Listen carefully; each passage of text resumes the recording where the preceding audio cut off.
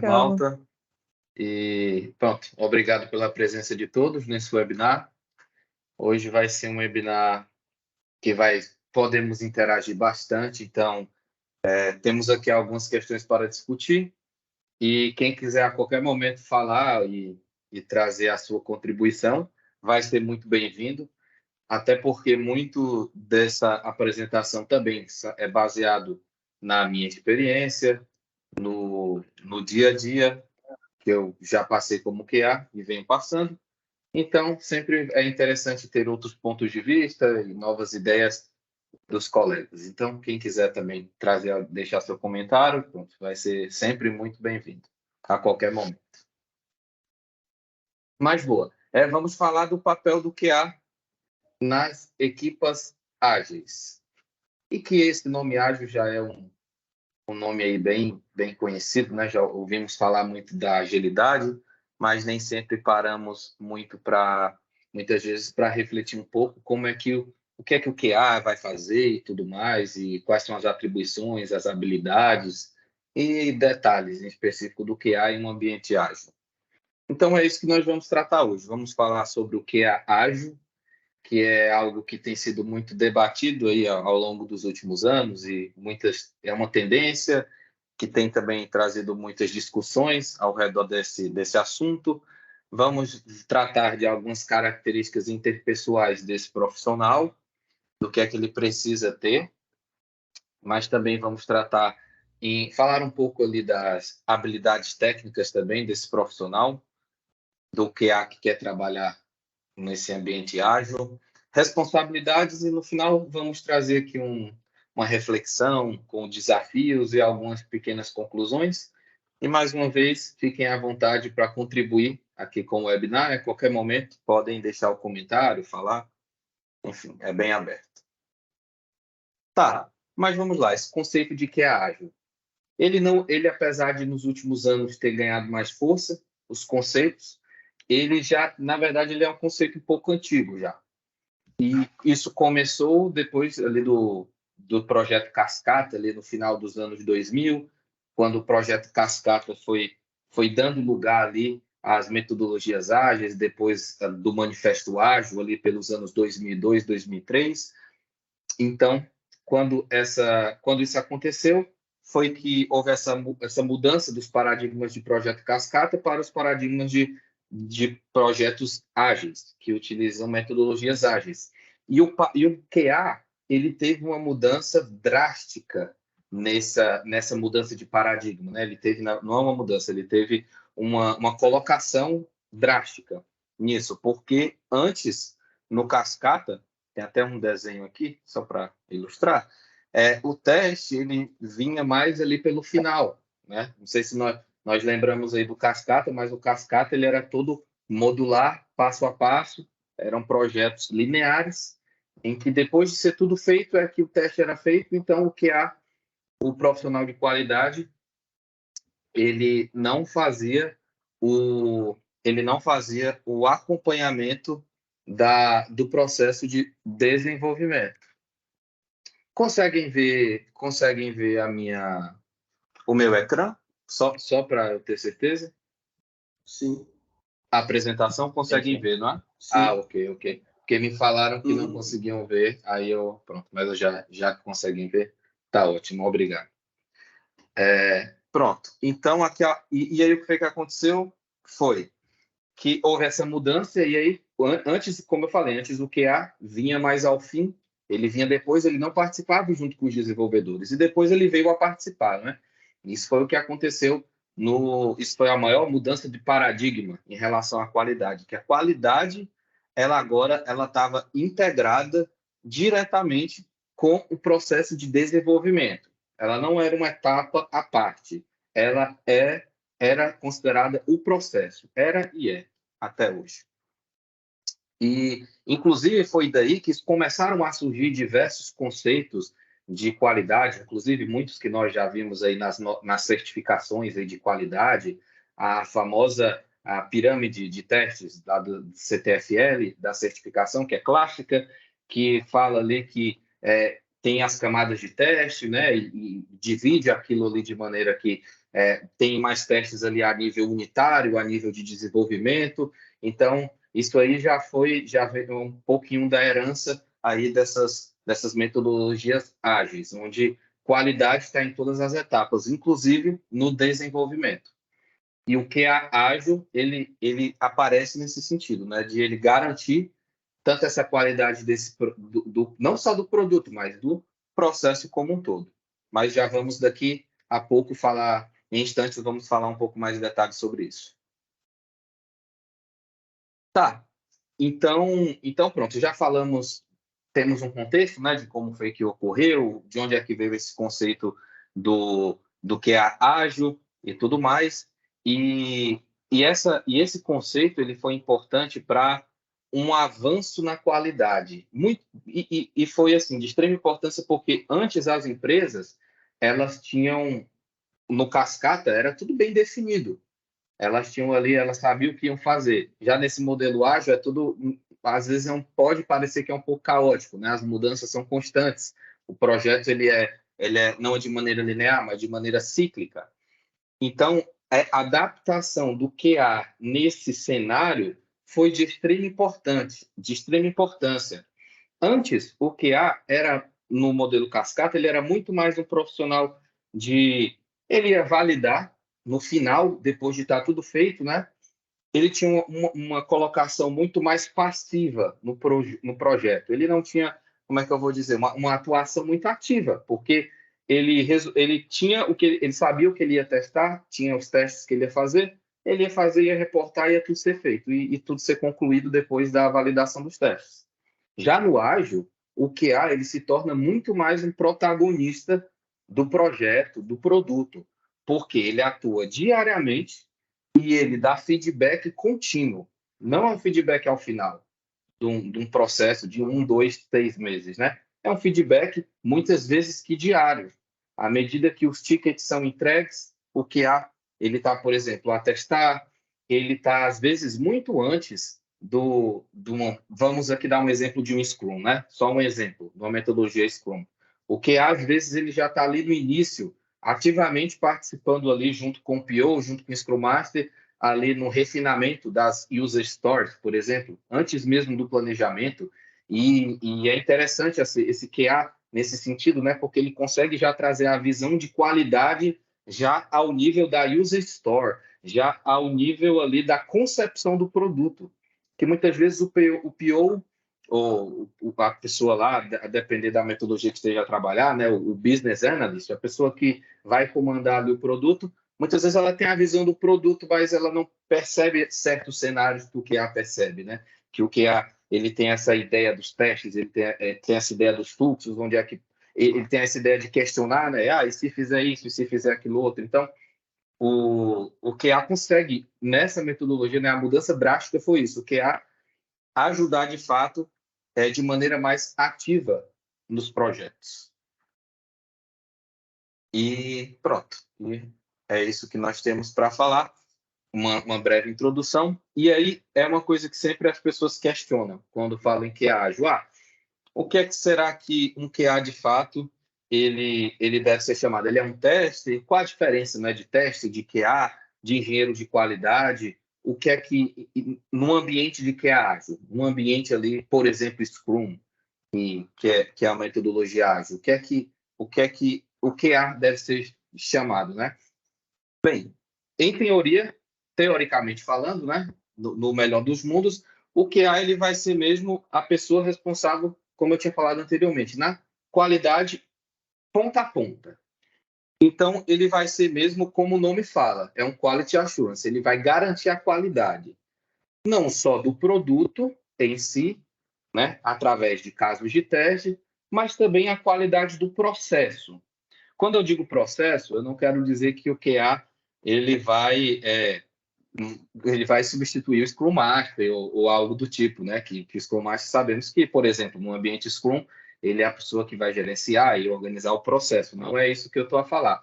Quando eu falo em qualidade do processo, eu estou a falar na qualidade do processo, na qualidade do processo de qualidade, percebe? Ele vai ser aquela pessoa que vai será que a minha cobertura de testes é boa? Como é que será que estão essas user stories? Elas estão refinadas? Será que eu tenho mais cenários de teste que eu posso fazer? Será que a minha abordagem de teste está boa? Será que eu estou a fazer teste de regressão no tempo correto? Será que meus testes de release, eu precisaria, não sei, de um teste de performance? Será que eu precisaria, em algum momento, de um teste de API? Será que eu tenho muitos testes end-to-end e poucos testes de API? Será que eu não tenho testes unitários nenhum e os desenvolvedores não se importam com isso? Enfim, parar até para respirar um pouco, mas foram muitas indagações que eu coloquei aqui, mas eu coloquei justamente para dizer que o QA ele faz essas indagações no contexto ágil. Percebo que nenhuma dessas indagações tem muito a ver com o produto final, né? É com o processo de qualidade, que obviamente, no fim das contas, vai garantir um produto de maior qualidade. Mas a ideia tem que ser essa, não o inverso, né? Eu vou me preocupar aqui com... Porque o inverso, às vezes, pode nem acontecer. Se o que é o tester, né?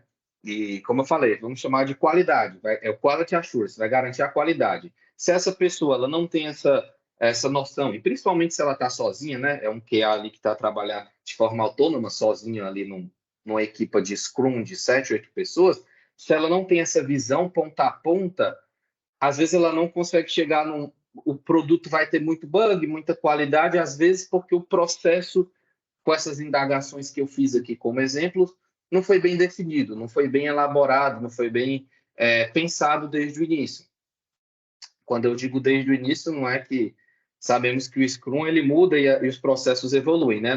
Não é na sprint 0 ou na sprint 1 para já está tudo pronto, né? Mas é que o QA, depois de algumas sprints, ele tenha a proatividade e a possibilidade de integrar, de responder a alguns desses questionamentos que eu falei agora como exemplo, e dele poder garantir que todo o processo de qualidade seja bem feito e, como eu já falei, consequentemente, o produto, a chance dele sair com uma boa qualidade ao final de cada sprint ou ao final de cada período de release é bastante alta.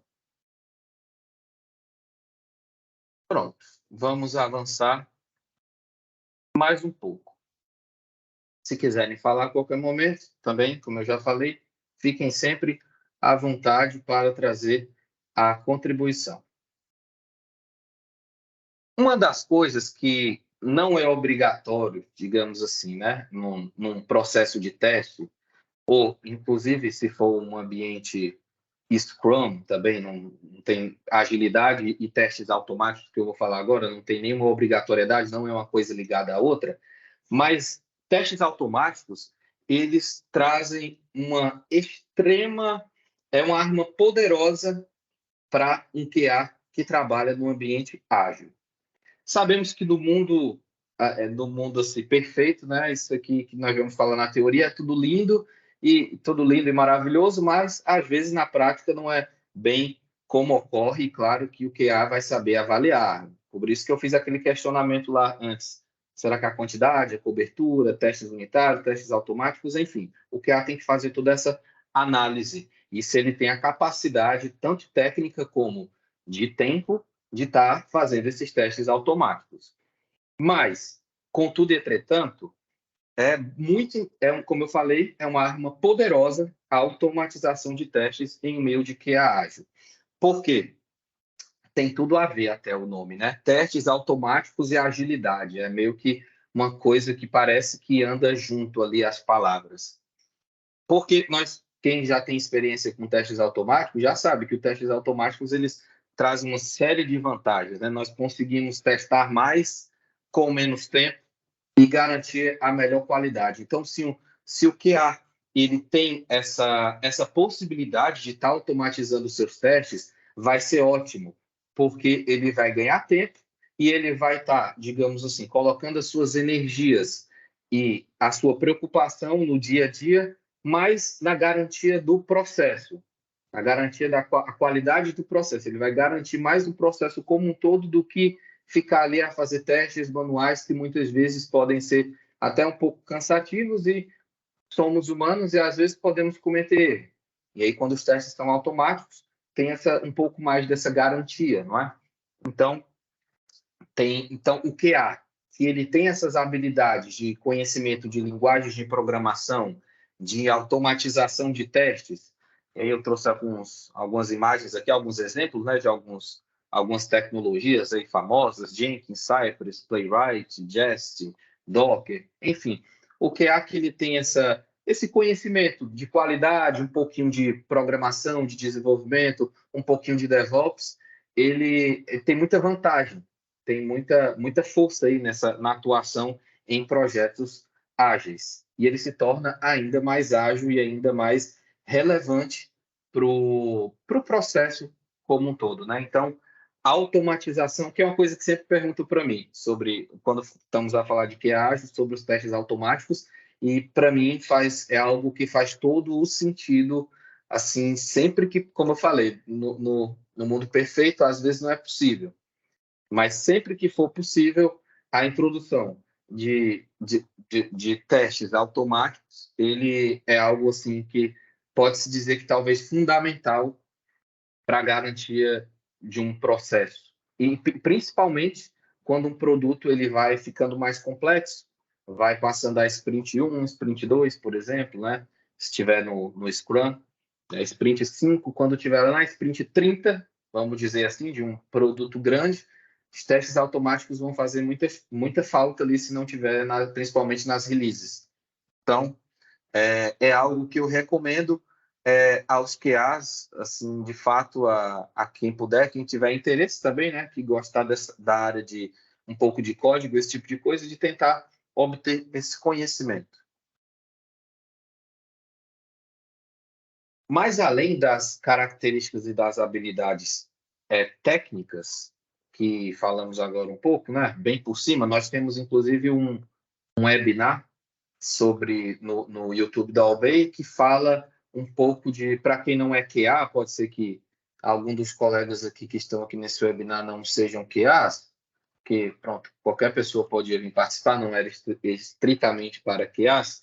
Então, se quiserem depois, lá no YouTube da Albay tem um webinar sobre um path, assim, uma carreira de QA, que lá eu falo com um pouco mais de detalhes sobre testes automatizados e dou sugestões de algumas ferramentas e onde encontrar materiais e esse tipo de coisa para poder se aprofundar nessa área de testes automatizados ou iniciar também, quem quer iniciar. Então, se quiserem depois ver isso, é só ir no YouTube da UB Portugal e pode ir acho que pelo computador é mais fácil, pelo portátil vai lá na lupa e pode até escrever meu nome, Laerte, que eu acho que é a forma mais fácil de aparecer o conteúdo lá. Aí vai ter um lá que é alguma coisa sobre QA, características do QA, algo do tipo. É só procurar lá que vão conseguir encontrar. Mas voltando aqui ao assunto de QA, deixe-me só ver se tem algum comentário. A Ruth já anexou. Obrigado, Ruth. A Ruth já anexou o link desse webinar que eu acabei de comentar aqui nos comentários do chat. Então, se quiserem ver, ela já facilitou a vida aí muitas vezes aí. Tá ótimo. Maravilha. Obrigado, Ruth. Pronto. Ok. Então, agora seguindo para falar um pouco mais das características interpessoais, e aqui é onde por isso que eu falei, tem algumas coisas que é muito de experiência aqui. Então, aqui é onde a subjetividade ela reina, aqui nesse slide, porque, bem, é tudo bem subjetivo que eu vou falar. É muito mais de uma experiência de coisas que eu li, de várias empresas que eu passei, e vou trazer um pouco dessa minha experiência. Mas, obviamente, um QA para ser ágil, para estar no ambiente de agilidade, tem que ter uma boa comunicação. Eu lembro que, isso eu confesso, não tenho problema de falar sobre isso, não, mas eu lembro que quando eu comecei a trabalhar, eu comecei mais como desenvolvedor. Antes eu era desenvolvedor, antes de ser QA. E aí eu gostava de estar lá no meu portátil, quietinho, e não gostava muito que ninguém... Eu gostava de ficar caladinho, não gostava muito de interagir, há um tempo atrás. Há um bom tempo atrás, na verdade, quando eu estava mais como desenvolvedor, mas já para desenvolvedor era difícil, obviamente, né, todos os profissionais têm que ter uma boa comunicação e tem que ser proativo, tem que conversar, tem que saber se comunicar, independente se é, por exemplo, no Scrum, independente se é o Scrum Master, ou se é o desenvolvedor, ou se é o designer, ou se é o PO, ou se é o QA, todos têm que ter esse ponto, né, de boa comunicação. Mas depois que eu migrei para a posição de qualidade, eu vi que o QA ainda tem que ter isso aí um pouquinho a mais, porque o QA está sempre lá, a conversar com todo mundo, como eu falei. Ele está lá a conversar com o PO, o que é que pode ser feito para melhorar a user store, ele está lá a ver com o dev, ainda mais quando o QA tem conhecimento de código e tudo, ele pode até sugerir algumas coisas que possam ajudá-lo ali na automatização de testes ali no código dos desenvolvedores, ou ele pode ter algumas ideias ali também a nível de código e conversar, e também ele pode ter uma melhor comunicação a nível de desenvolvimento, principalmente quando ele tem esse conhecimento de desenvolvimento, né? Que às vezes o desenvolvedor ele diz, tá na user store assim, então eu vou implementar assim e vai ficar assim. Mas esse o QA, ele tem essa boa comunicação, ele já consegue rapidamente falar com o PO, depois falar com o desenvolvedor, ajustar aquela história e deixar e aquele possível bug não chega nem a ser criado. Ele já através de uma pequena comunicação, ele já é resolvido muito antes disso. Júlia, quer comentar algo? Oi, Laerte. Boa tarde, Oi, pessoal. Boa tarde. É muito para ir nessa ideia que você falou, né? Aquele papel de protagonismo, né? Então, assume mais esse papel de protagonismo, até para participar das planes, ali estar junto, na hora de coletar as evidências. E aqui no meu papel onde eu trabalho, eu sou Scrum Master, né? O QA tem uma função muito importante nas cerimônias também, por exemplo, na cerimônia de review, né, de apresentar para os stakeholders, ele tem esse papel ali de protagonista, de falar para os stakeholders o que foi testado e mostrar a maneira como foi testado, as evidências e tudo mais, né? Então, é muito desse papel que você falou lá no início, de protagonismo. É verdade. Muito bom, Júlia, aí, obrigado pelo compartilhamento aí, pela experiência aí que contaste, e é isso mesmo. Realmente o QA, ele é muito protagonista, né? Eu até tinha esquecido desse detalhe, por exemplo, no Scrum, na review, geralmente o QA é o que faz, né, a apresentação aí, como ela falou, e mostra e tudo mais, né? Porque ele tem essa visão bem completa, né? Eu costumo muitas vezes falar que o QA, ele é um utilizador avançado ali do produto, né? Ele sabe tudo, ele sabe o que é que pode, o que é que não pode, o que é que funciona, o que é que não funciona, o que é que está bem, o que é que não está bem. Então ele tem nesse ambiente de agilidade, né, um profissional que é extremamente atuante ali, de maneira bem ativa. É isso mesmo. Muito obrigado, Júlia, e todos fiquem sempre à vontade para participar, que sempre é muito bom. Obrigado. Pronto, e aí já falamos, né? Já acabamos que falando sobre isso. Então, ele também ele tem que ser positivo também, tem que ter a positividade, mas ao mesmo tempo tem que ser crítico, tem que saber, e isso é um dos pontos mais difíceis, né? Saber analisar o momento que talvez o processo ali não esteja muito bom, tem que fazer algo diferente. Às vezes, por exemplo, os desenvolvedores não querem fazer os testes unitários, mas o QA sabe que aquilo pode garantir muito que muitos bugs sejam ali, já a nível de desenvolvimento, sejam extintos, nem passem para outras camadas, né?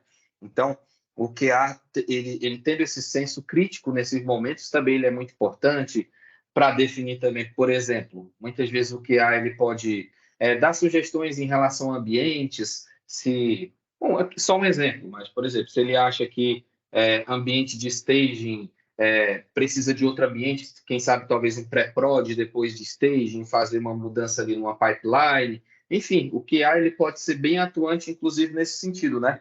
Mas sempre falando, eu comentei um pouco da positividade, mas tem que ter sempre esse senso crítico, né? De autoavaliação. Como eu já tinha falado, também está colocado aqui, tanto a nível do produto, claro, como a nível do processo, dos dois. Já falamos de ser proativo, já falamos aqui da resiliência, né? Isso que são características meio que gerais a todos os profissionais, mas é alguns pontos que eu vejo que o QA tem que ter bem isso em mente. Por isso que eu trouxe aqui nessa discussão. colaborativo, que foi o que eu meio que falei junto aqui quando eu falei aqui com a comunicação, porque o QA está em todos os sítios, está a falar com todas as pessoas, está ali a conversar com todo mundo. Então, o QA ele é muito importante ter esse senso de colaboração com a equipa, trabalhar muitas vezes em pares com os desenvolvedores. Por exemplo, recentemente eu trabalhei, eu tenho um conhecimento muito básico de DevOps, mas isso foi muito, muito bom numa experiência recente que eu tive, que eu consegui trabalhar em par junto com uma pessoa, um desenvolvedor que trabalhava no DevOps, no meu cliente. Durante uma semana, ficamos ali em par todos os dias e fomos criar ali a arquitetura do Jenkins, com o Kubernetes, ali com o Docker, e foi interessante poder participar disso ali, um desenvolvimento em par ali com o desenvolvedor. Então, é algo que o QA também ele consegue ter, né? Ele consegue ter esse papel muito atuante também nesse sentido. Ser auto-organizado, isso é muito importante, porque geralmente o QA é uma pessoa que lida, que trabalha com muita documentação, com muita user store. Às vezes a pessoa, eu não sei se quem aqui é QA e já trabalhou e trabalha com isso, mas deve ter muito aquela que tem aquele chat lá da equipa com as pessoas, e aí, encontrei um bug, aí está acontecendo isso. Aí, muitas vezes, o QA lá, ele só responde com o link para o ticket do Gira, né? Então, ele é organizado, ele já sabe onde é que estão os bugs, ele já sabe o que é bug aberto, o que é que não é bug aberto, o que é que já foi detectado, o que é que ainda não. Então, o QA, ele já, né, nesse exemplo que eu dei, né, ele é organizado, ele já sabe lá os bugs dele, ele já vai e coloca lá o ticket e as pessoas já veem, né, que já existe um bug aberto para uma issue, por exemplo. Então, extremamente importante. E ser estrategista, que esse talvez seja o principal ponto. Quando eu falo ser estrategista, eu poderia colocar também um barra ter bom senso. Porque, assim, nem sempre dá para fazer tudo o que queríamos com os recursos que temos. É normal. Então, é importante criar uma boa estratégia sempre para priorizar as atividades. E quando eu falo isso, é muito baseado numa experiência que eu tive que eu queria automatizar, queria fazer os testes automáticos, mas era tanto processo em cima do QA, era tantos tickets, era tantos desenvolvedores para apenas um QA, no caso, na verdade, dois, eu e um colega, mas esse colega ele estava mais focado na época nos testes automáticos e eu estava mais responsável pelos testes manuais e pelo processo de release. E sim, o QA muitas vezes ele é o responsável por ir lá no GitHub e colocar os testes e ver se as pipelines, se tudo foi conforme esperado e liberar a versão para a produção. Muitas vezes o QA é a pessoa que faz isso. Então, eu estava responsável por tudo isso e não consegui ajudá-lo muito na automatização, né? Então, mas pronto, tivemos que priorizar. Então, priorizamos ali os testes manuais, chamados testes de sanidade, né? Dos bug fixes e das novas funcionalidades, e os testes de smoke, que separamos apenas funcionalidades core ali da aplicação. Então, não lembro bem, mas na altura nós tínhamos por volta de talvez uns 1.500 testes end-to-end, era uma aplicação bem grande. Destes, nós tínhamos por volta de talvez 600 testes automáticos que cobriam estes cenários, e os outros não tínhamos como fazer tudo manualmente, mas nós colocávamos tags para os que eram mais importantes de serem executados a cada release. E, bem, era uma startup, então era um ambiente um pouco, às vezes, um pouco caótico, assim. Então, bem, era a forma que encontramos de organizar a estratégia, né? Eu não adicionei aqui, mas como eu falei, estratégia e bom senso. Foi a forma que encontramos. No mundo perfeito, onde tivéssemos os recursos, o tempo e tudo necessário, essa não era a abordagem de forma nenhuma que deveria ser feito, né? Deveria ser feito de uma maneira diferente, como já conversamos. Mas, dado que é aquilo que temos que nos virar com o que temos. Então, o QA ele também tem que ser muito estrategista nesse sentido.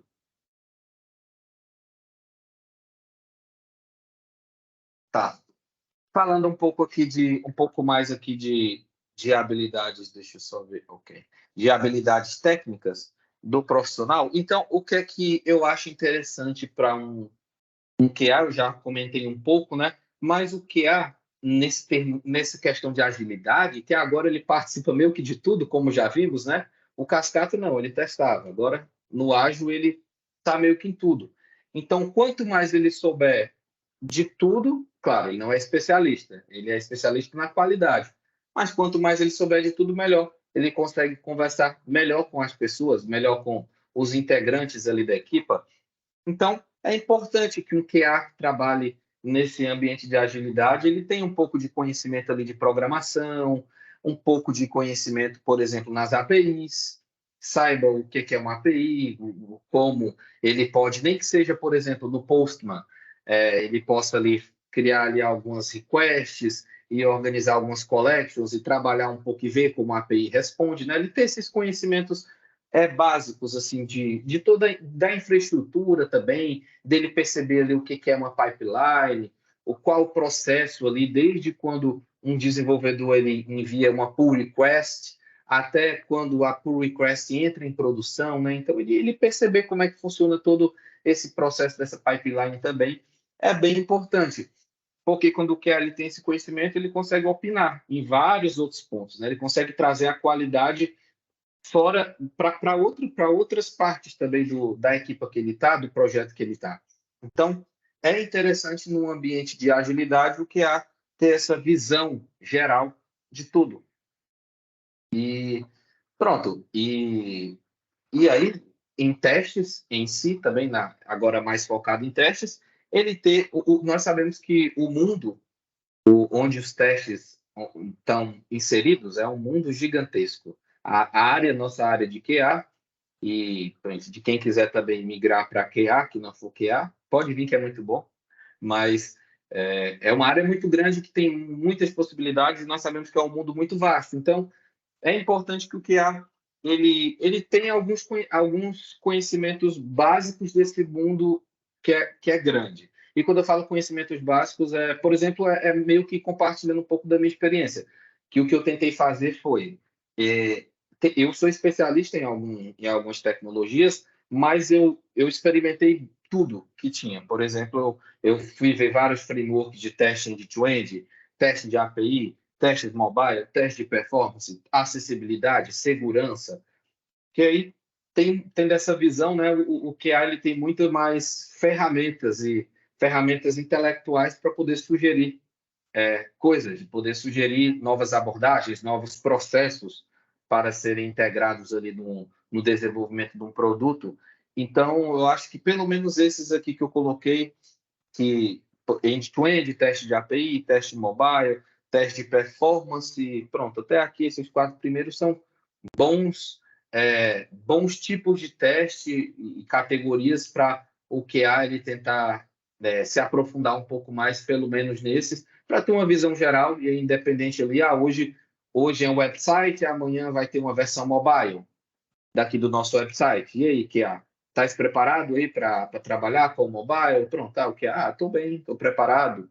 E pronto, amanhã mudou o back-end, agora é tudo na arquitetura de microserviços, vamos dar esse exemplo. O QA está preparado para testar os microserviços? Tem esse conhecimento? Sabe o que isso é? Sobre o que se trata os microserviços? Sim, pronto, o QA consegue ter essa versatilidade. Isso quase que não sai. Pronto. E também eu também acho importante, isso aqui já não é fundamental, assim, mas isso como eu falei, tem muita coisa que subjetiva que são da minha opinião.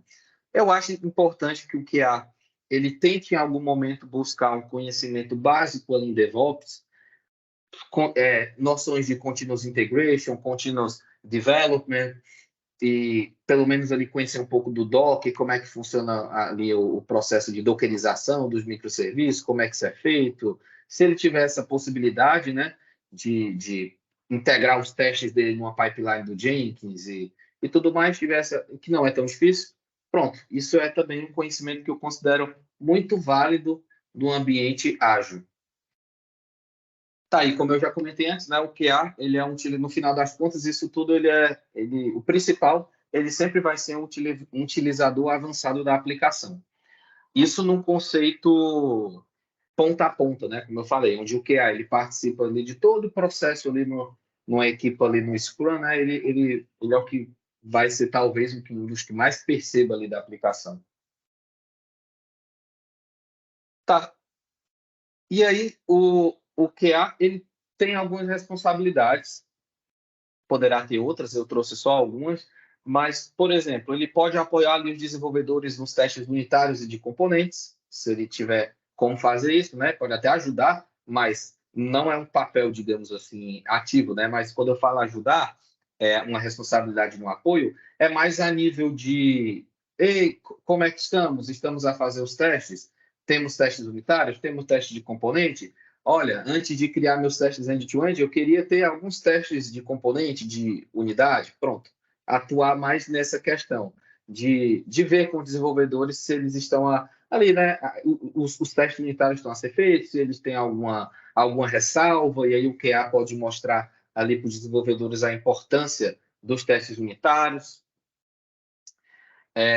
Também uma das responsabilidades criar os testes junto ao cliente, o analista de negócio, o PO, e aí ele consegue dar um melhor suporte, né, aos desenvolvedores, conhecendo bem os requisitos. Então, muitas vezes aqui quem trabalha no Scrum sabe que quando vamos ali para grooming, que é antes da planning, muitas vezes, como eu já comentei no começo, né, o QA está lá a já analisar os requisitos, então quando chega na planning, ele já consegue ali até dar suporte para os desenvolvedores de explicar um pouco melhor o que é aquele requisito, o que é que vai mudar na aplicação, se há alguma funcionalidade nova.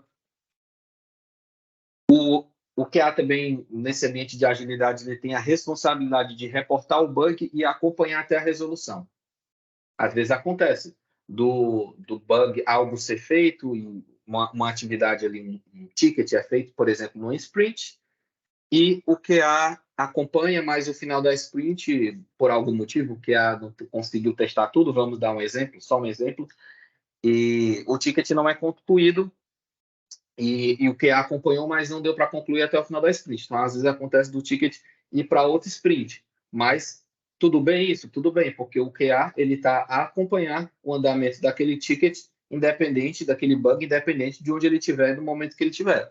Desde o momento que o QA ele abrir um ticket, abrir um bug, ele vai acompanhar até o momento que o bug foi extinto, foi exterminado, e quando o bug foi exterminado, muitas vezes, isso aí é algo que parece óbvio, mas por incrível que pareça, eu mesmo, muitas pessoas esquecem de fazer, e normal, por isso que eu vou até falar o óbvio, porque às vezes nós esquecemos.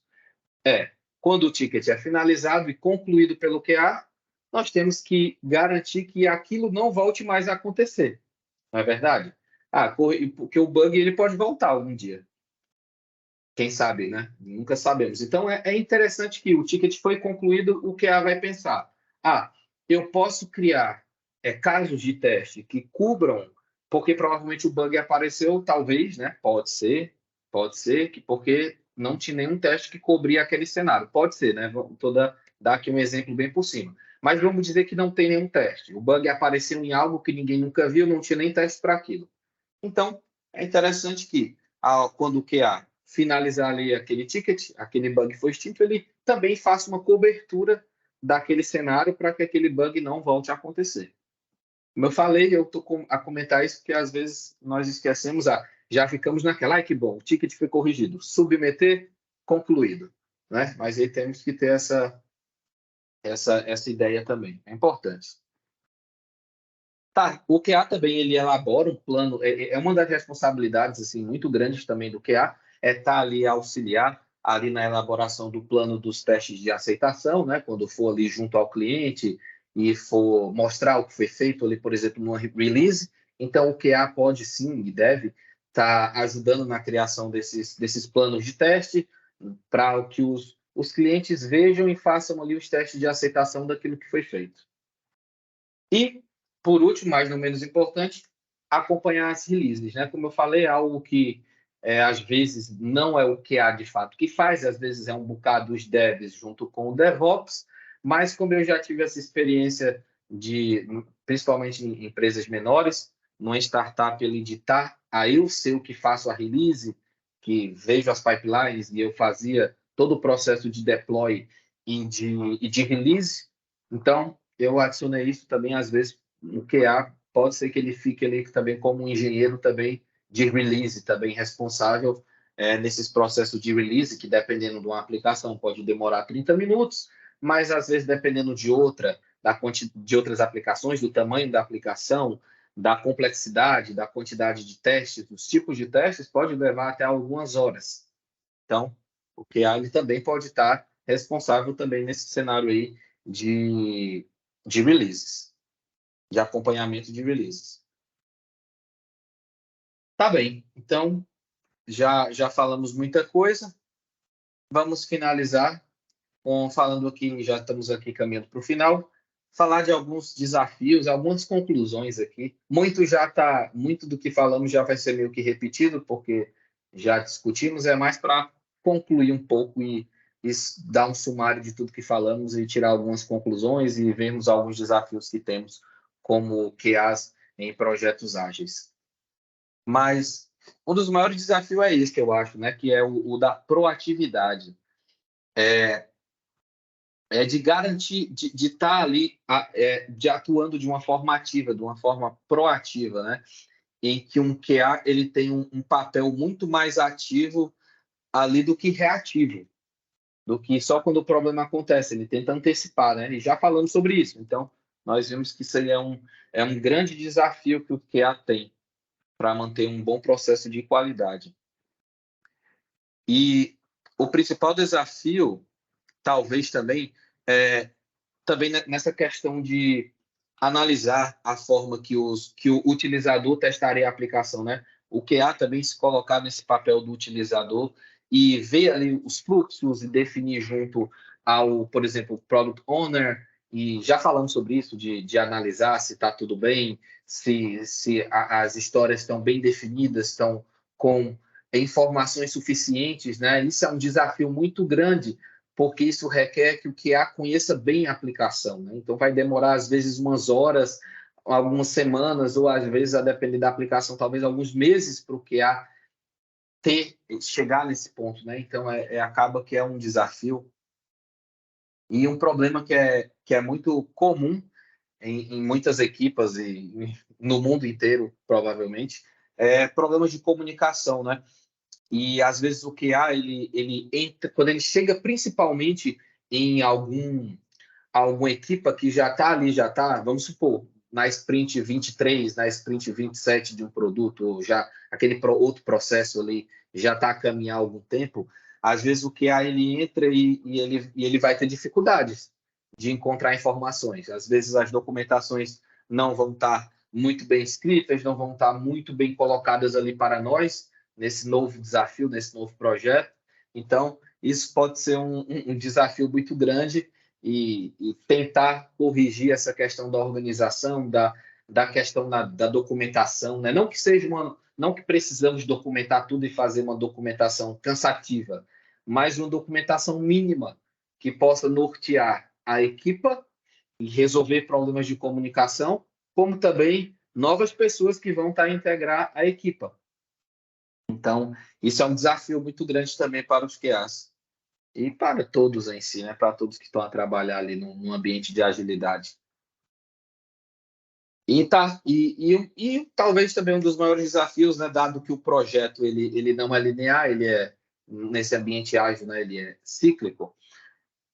Nós temos que estar sempre prontos para mudanças, para nos adaptarmos a novas funcionalidades da aplicação.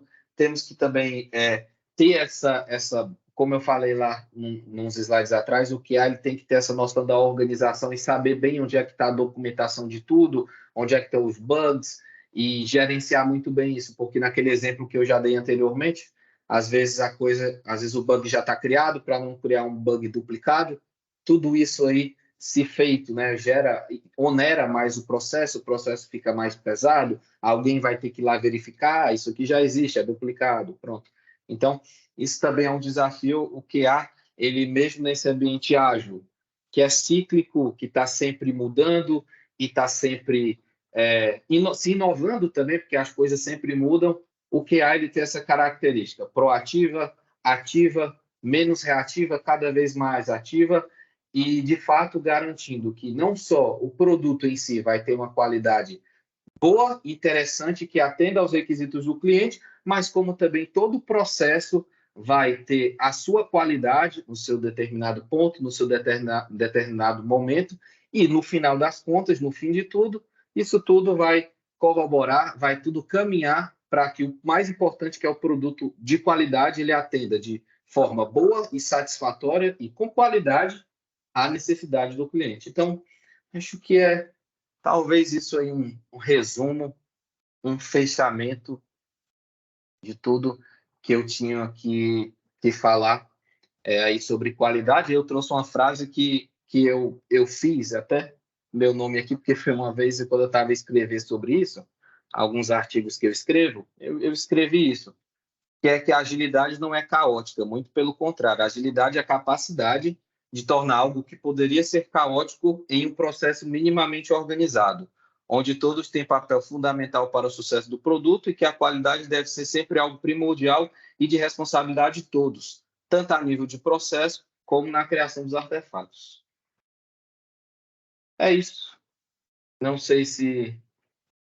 Eu agradeço já a todos aqui pela presença, pela a disponibilidade aqui no webinar e fiquei muito feliz, foram muitas participações, espero ter podido contribuir um pouco aí compartilhando um pouco da minha experiência e dos conhecimentos que eu adquiri sobre a agilidade e o que há em ambientes ágeis ao longo desses anos, e agradeço muito, e se alguém tiver alguma pergunta, alguma dúvida, alguma outra coisa, fico aberto aqui mais uns 5 minutinhos, podem falar.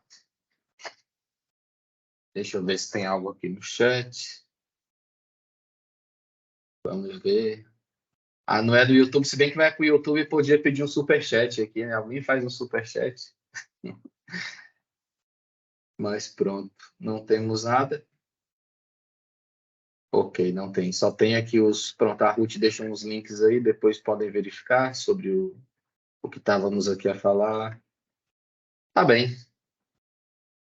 Então é isso, já que não temos nenhuma participação, deixa eu ver aqui. Opa, temos aqui participações, estão chegando aqui os superchats.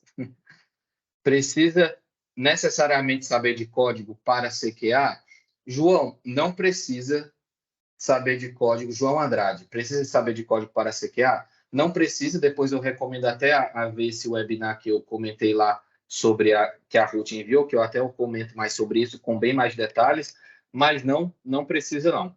É interessante, principalmente num ambiente, como eu falei, no ambiente do nível ágil, ele cada vez mais esse profissional que perceba de código, ele se torna mais interessante, mas não obrigatoriamente, não obrigatoriamente. Inclusive, por exemplo, no cliente que eu estou no momento, nós temos uma divisão bem grande, porque é um produto muito grande, então nós temos uma divisão bem definida de QAs manuais, que fazem testes manuais, funcionais, e os QAs que trabalham apenas com testes automáticos.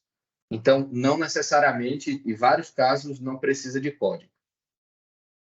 Mas, claro, que sempre vai ser um plus ter esse conhecimento. Obrigado, João, pela participação. Temos também a Tamires que perguntou, que agradeceu, curti demais lá, já gostava muito da área e me deixou mais interessado. Obrigado pelo seu tempo. Obrigado, Tamires, pela participação. Muito bom. Fico feliz. A área de QA é uma área muito boa e que eu acho que ela é muito democrática.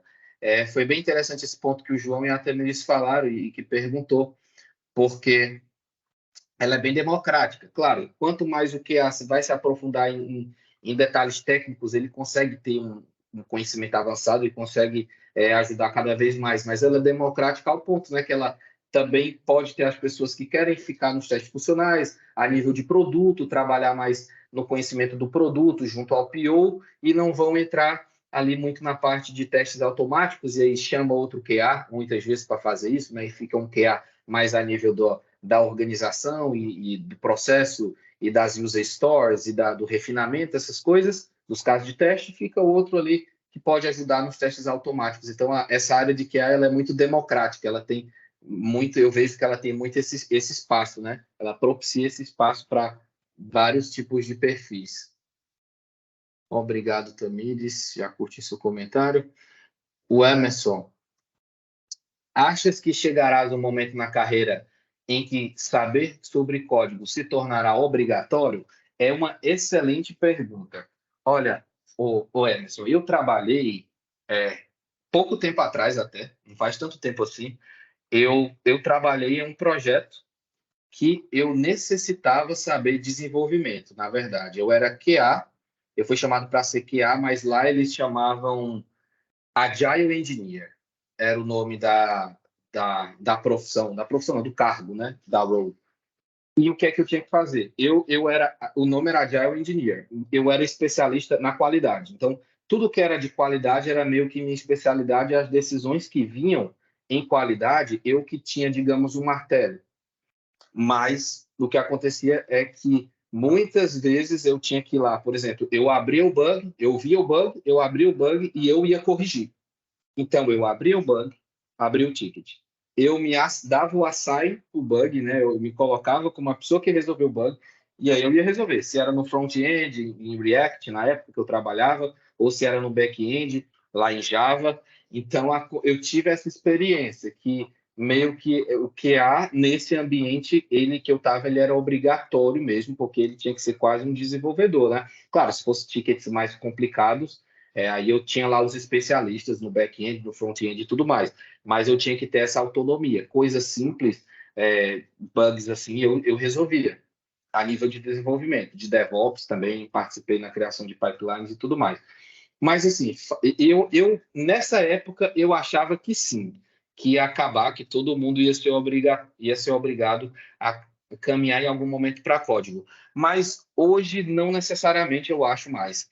Eu vejo que tem espaço para todo mundo, porque principalmente na última experiência que eu tive, que eu estou até atualmente, que é um projeto complexo, muito grande e que realmente precisa de pessoas focadas ali na criação dos testes e pessoas e no processo de qualidade e pessoas para automatizar, porque se fosse a mesma pessoa que tivesse a fazer tudo, ou tivesse ali muito envolvida também nessas partes mais funcionais, sem ser a parte de código, aí não dava. Nesse contexto específico que eu estou, não dava. Aí depois que eu entrei nesse contexto, eu conversei também com outros colegas e eu vi que as pessoas, os profissionais, assim, hoje em dia, atualmente, a conclusão que eles chegaram mais é que é interessante, mas não em todos. Em que, foi a pergunta que fez, né? Em saber código se tornará obrigatório? Não. Não em todos os contextos. E talvez na maioria dos contextos saber o código mínimo para pelo menos automatizar seus testes, sim, mas nunca em todos se tornará obrigatório, principalmente, a meu ver, em grandes empresas. Talvez em startups, sim, que já é até a realidade, o QA ele já faz muita coisa, mas em grandes empresas é o que eu mais vejo, a opinião é que não, pelo menos pelos próximos muitos anos aí, 20, 30 anos, ainda vai ter muita disponibilidade para trabalhar como QA, porque não quer mexer muito em código. Pronto, espero ter respondido. A outra pergunta aqui do Lucas: há mais mercado para desenvolvedor, para QA, e em termos de salário, ambos estão no mesmo nível? Boa pergunta. Eu vejo que tem mais vaga para desenvolvedor, isso é fato. Mas tem muito para QA. É porque, assim, para desenvolvedor tem absurdo. Para QA tem absurdo menos, sei lá, 30%, digamos assim. Então, se eu tenho, sei lá, 10 vagas, vamos dizer que 10 vagas, talvez 7 sejam para 6 ou 7 para desenvolvedores e 3 ou 4 para QAs. Percebe? Então, então tá mais ou menos assim dividido o mercado, mas ainda assim tem mais vaga para desenvolvedor, mas tem tanto para QA que nem as de QAs, as vagas de QA, elas conseguem ser preenchidas. Então tem muito. Em relação a salário, depende muito. Depende muito. E aí é muito subjetivo a questão salarial. Depende do nível. Um QA, o que eu vejo é que às vezes um QA sênior já está numa senioridade maior, então uma liderança especialista, pelo menos nas minhas últimas experiências, ele ganha ali igual ou muito próximo ao desenvolvedor na mesmo nível de carreira dele. Pelo menos para cá, para Portugal, é o que eu tenho visto também para o Brasil, é muito parecido. Nos Estados Unidos, Canadá, o QA ganha ali cerca de 20% anual, em termos anuais, a menos, talvez, ali do que um desenvolvedor. Mas realmente algo bem subjetivo, né? Um bom QA, que tem esse conhecimento aí geral, ele às vezes ganha mais do que o desenvolvedor, ali na mesma senioridade dele, só por ele ter esse conhecimento tão grande do processo todo, né? Então, às vezes isso acontece. Deixa eu ver aqui. Mais uma pergunta da Tamires. Laerte, sabe me informar qual escola ou curso é mais reconhecido para ser um QA? Olha, Tamires, qual é o caminho que eu vejo as pessoas fazerem? Elas vão por exemplo, Udemy, e lá nesse webinar, depois eu recomendo assistir. Pode dar uma olhada lá que eu falo mais sobre isso também. Eu vou escrever aqui, Udemy. As pessoas, o que é que fazem? O que é que eu vejo as pessoas fazerem? Quero entrar para QA, rápido. O que é que eu faço? As pessoas entram na Udemy e vão lá estudar sobre QA, as noções básicas, CTFL também, que é o nome da certificação básica que tem que fazer. Depois pode dar uma pesquisada sobre isso. E lá nesse webinar, como eu falei, eu falo um pouco mais sobre isso. E aí as pessoas estudam e conseguem a certificação. Uma vez que tem a certificação, pronto, já para quem é de fora da área, já é meio caminho andado. Depois é só começar a fazer as aplicações com a certificação na mão, já facilita muito. Deixa eu ver aqui. Emerson, muito interessante, obrigado pela resposta. Obrigado, Emerson, muito obrigado aí pela participação. O Lucas, acha que para ser um QA precisamos de uma formação superior ou curso técnico não superior é suficiente? Formação superior não é necessário, não. Inclusive, eu já trabalhei com QA que era biólogo, por exemplo. Era da área de biologia, tinha formação superior, mas assim, é como se não tivesse, né? Era outra coisa que não tinha nem nada, nenhum vínculo, nem nada, não deu para aproveitar nada praticamente. Então, não é necessário, não, ter formação superior. O principal, para quem vem de outra área, é isso: estudar, conhecer os conceitos, que, como eu falei lá na Udemy, tem vários cursos sobre isso, e nesse webinar que a Ruth colocou mais para cima nos comentários também podem ver. Talvez depois eu faça outro webinar, que já que estamos a ter muitas perguntas assim, eu posso fazer outro webinar sobre esse assunto, que eu estou a ver o interesse. Então, depois eu posso fazer outro, mas basicamente é isso: entrar na Udemy, fazer lá tudo que vê ali de formações básicas, conhecimentos básicos de Quality Assurance, de teste de software, e fazer a certificação. Com isso em mãos, meio caminho andado. Aí é só fazer as aplicações para as consultorias, ou dentro da UBEI, muita oportunidade para QA, não para. Então, às vezes, já estamos aqui dentro da UBEI, podemos fazer a migração diária também, é muito possível. Então, é isso que eu recomendo. João, poderia me enviar o link do webinar novamente? Caiu a minha conexão e sumiu o comentário. Tamires enviou. Não foi aqui embaixo? Muito obrigado, Tamires, por enviar. Eu vou enviar aqui mais uma vez, só para garantir também, não sei, mas pronto. Já a Tamires enviou, muito obrigado. Obrigado, João. Já respondi o Lucas aqui também. Deixa eu ver se tem mais comentários. Testemunho próprio, sou QA e formado em letras. Olha aí, o Emerson, tá aí, pronto, respondeu, né? Já foi respondido. A Júlia, muito obrigado por compartilhar seu conhecimento com a gente. Gostei muito da forma como você trouxe até mais da qualidade e agilidade. Ô, Júlia, muito obrigado pela sua participação também. Sempre um prazer ter pessoas boas aqui, interessadas e que estão a compartilhar as experiências. Muito obrigado também. Muito obrigado mesmo pela contribuição.